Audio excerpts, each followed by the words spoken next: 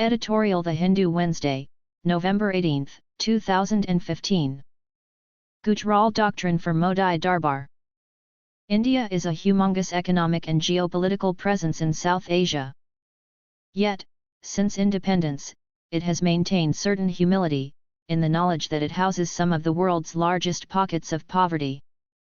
It has been well aware of its weaknesses in governance, and also that its smaller neighbors are ahead in of it many human development indices, including infant and maternal mortality rates. However, under Prime Minister Narendra Modi, there has been an abrupt shift towards adventurism. True, Mr. Modi had invited leaders from India's South Asian neighbors to his inauguration in May 2014. However, in retrospect, that looks more like the Darbar, court, of George V, with local potentates having been brought together to applaud the King Emperor. As India becomes insular vis-a-vis its neighbors, it seems to forget that its neighbors are not going to compromise on their sovereignty. If ultranationalism gains ground in New Delhi, it will only escalate further in the neighboring capitals where the easy path to ultranationalism has always been through opportunistic anti-Indianism. Aversion to South Asian regionalism. It is India that should be showing the self-confident path of soft nationalism, leading towards open borders and symbiotic economic growth. Before all else, this would benefit the densely peopled peripheral states in the country, in the arc from Rajasthan to Uttar Pradesh, Bihar, West Bengal, and Assam. However, India under Modi seems to want to go it alone, preferring stand-alone bilateral relationships with its neighbors to a South Asian regionalism, a concept which is still in its infancy. The Akhand Bharat idea does not jive with the concept of independent countries in cooperation, envisaged by the South Asian Association for Regional Cooperation, SAARC. Neither is it in consonance with the sub-regionalism promoted by the Bay of Bengal Initiative for Multi-Sectoral Technical and Economic Cooperation, BIMSTEC. The idea may be good for a centralized Indian polity run from New Delhi, but not for an India that seeks a federal devolution of powers. It increasingly looks like India's foreign policy is being run as a personal public relations crusade by Narendra Modi. As he clocks his frequent flyer miles between Madison Square Garden, Wembley Stadium, and other venues, basking in the adulation of some applauding Indian nationals, non-resident Indians, NRIs, and Western leaders keen to rope in India as a counterweight to China's power, does Mr. Modi realize that the South Asian neighborhood is getting increasingly dangerous? In this regard, one person whose thinking was far ahead of his times was ex-Prime Minister Inder Kumar Gujral, who in 1997, had propounded a policy to manage relationships with India's neighbors. What came to be known as the Gujral Doctrine was a policy which sought friendship on the basis of sovereign equality and non-interference, with non-reciprocal magnanimity towards the smaller countries such as Bangladesh, Nepal, and Sri Lanka. The doctrine drew ab initio skepticism from New Delhi's national security establishment and today lies in the geopolitical dump. And yet, it was an earnest attempt to extricate India from ultranationalism and make regionalism work for peace and economic upliftment of people in the entire subcontinent. Indeed, the doctrine sought to reconcile our present reality of nation-states to the fluid and syncretic history of South Asia, a newfound nationalism. But Gujral's plan is anathema to the capital elites of the brand new nation-state, the kind of mandarins who revel in the newfound nationalism now being recharged in New Delhi. The think tanks, strategists, and analysts, cheerleaders of the state when it comes to international affairs and unwilling to distinguish between next-door neighbors and the rest of the world, are more than willing to set the Gujral Doctrine adrift.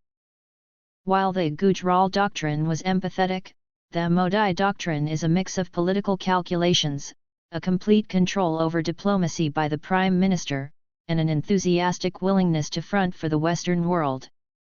It is totally uncaring towards the sovereignties and sensibilities of the neighboring countries and marked by a complete lack of historicity and economic foresight. Some of this may have to do with Mr. Modi's previous tenures in state politics, which perhaps make him oblivious to what makes sovereign entities different, whatever their size. Mr. Modi seems in a rush to fit South Asia into the narrative of the great destiny of Akhand Bharat, thought to have been truncated by the rise of nation-states. As I write this, Nepal is facing the brunt of Mr. Modi's ire and being made a testing ground for the new doctrine. There are also disturbing similarities between Mr. Modi's personal style and that of Indira Gandhi, who too eschewed the collegial leadership of the party and the administration, and was not averse to adventurism, if it served to buttress her political career. This was reflected in the appropriation of Sikkim in 1975 and her repeated use of the selfing foreign hand trope. One wonders what would happen for South Asia policy if Mr. Modi's losing streak continues in state elections beyond Delhi and Bihar. Mr. Modi's record thus far belies the thinking that autocrats, like Richard Nixon and Pervez Musharraf, tend to be more likely to reach out to adversaries than liberals. He mouths platitudes on a common destiny, but reneges on his cooperation the moment it seems to go against his personal agenda. It is true that Pakistan has been a recalcitrant member of the SAARC, but Mr. Modi's response has been to disengage with it altogether. The relationship between the two nuclear weapon powers has seen a freeze, with no constructive engagement, not even Track 2 dialogues. The West, meanwhile, is cozying up to Mr. Modi in a bid to tap into India's market and to prop up New Delhi as a bulwark against Beijing's ambitions. A part and parcel of this is what looks suspiciously like an outsourcing of its South Asia policy to New Delhi, evident in the agreement between David Cameron and Mr. Modi last week that senior officials will hold annual dialogues to discuss South Asia, as if the region were functioning under the guardianship of India. The lack of cross-border empathy seems to epitomize Mr. Modi's mindset. He talks about connectivity among South Asian countries in highways, energy, and telecom. He even wants to launch a SAARC satellite, a welcome idea, yet thinks nothing about blockading a country which is, by far, the friendliest of India's neighbours and with which India has had an open border for decades. The entire machinery of India's Ministry of External Affairs, MAA, has been activated to convince the world that this is not a blockade. To be unhappy with Kathmandu is one thing, to do something this drastic about it is quite another. An exclusivist, know-it-all attitude. Just as Mr. Modi seems not to recognize the cross-cutting demography and complex history of India and Indians, there is an exclusionary, know-it-all attitude he displays towards India's neighbours.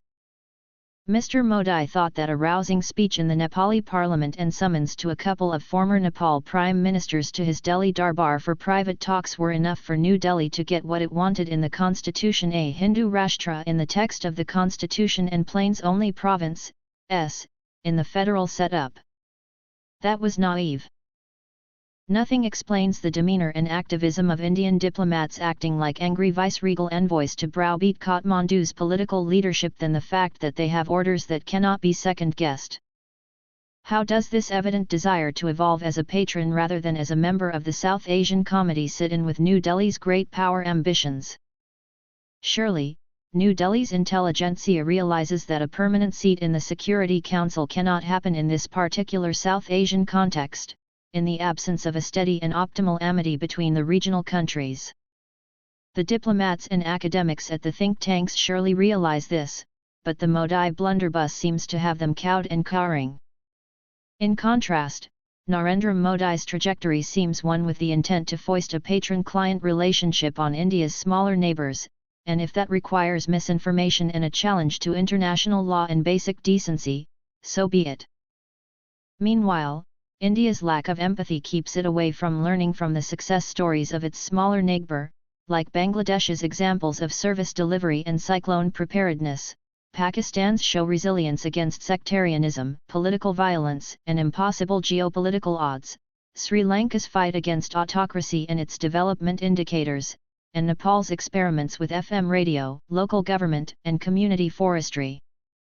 The ultranationalism within the small neighbouring countries tends to coagulate into anti-Indianism, but the civil society in each country tries constantly to shed this particular image.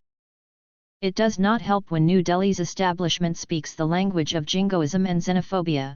It is self-defeating and makes the region as a whole brittle and destruction-prone. Foreign policy should not in this day and age be a foil for the political ambitions of individuals. More importantly, the goal of regional and international policies has to involve promotion of economic growth and prosperity for one's own citizens. For this reason alone, Narendra Modi must adjust the sails of his policy on South Asia. Had he been with us, Gujral the sage would undoubtedly have suggested a pullback. Thank you.